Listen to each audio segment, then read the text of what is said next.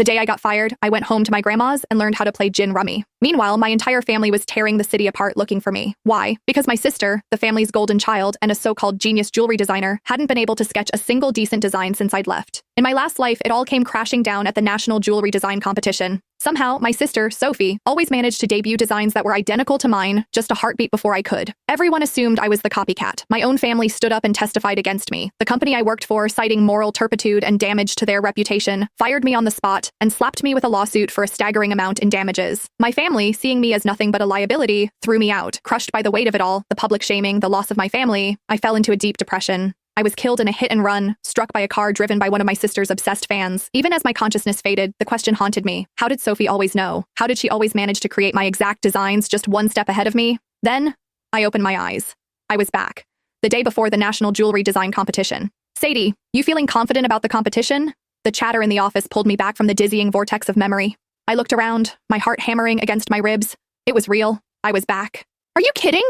Sadie snagged the Designer of the Year award 3 times running, a colleague, Maria, said, giving me a playful nudge. She's got this in the bag. I managed a weak smile, unable to form words, because only I knew what was coming. In my last life, I submitted a design I had poured my soul into for days. On stage in front of everyone, I was branded a fraud. They displayed 2 sketches on the main screen. They were identical, down to the last delicate line of filigree on the setting. But the timestamp on the other submission was a full day before mine.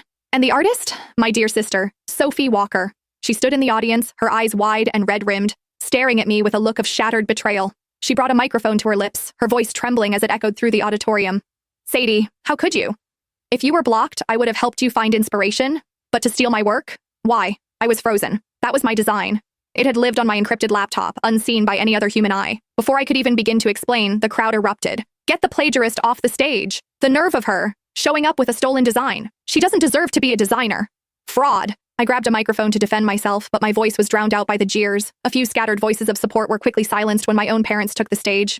They held up photos of Sophie, supposedly working through the night at her drafting table at home. They spoke of their profound regret, of how they were ashamed to have a daughter like me, and announced their intention to sever all ties. After that, it was over. No one believed me. Security escorted me out of the building. The moment I turned on my phone, it was a firestorm of hatred. Back at my apartment, I checked my laptop. No viruses, no spyware, no remote access logs. The computer and my physical sketchbooks had been with me at all times. There was no conceivable way the design could have leaked. But Sophie's was identical. Every idea, every spark of inspiration, every line I drew, it was all mine. I could not have copied her. It was impossible. Hey, Sadie, Maria's voice cut through my thoughts again. I heard your sister is competing this year too. Any friendly family rivalry? Who do you think will take home the top prize? Not long after I'd started at this firm, Sophie, by some mysterious coincidence, had gotten hired too. The mention of her name sent a jolt of pure terror through me. My fists clenched so tightly my nails dug into my palms, drawing blood.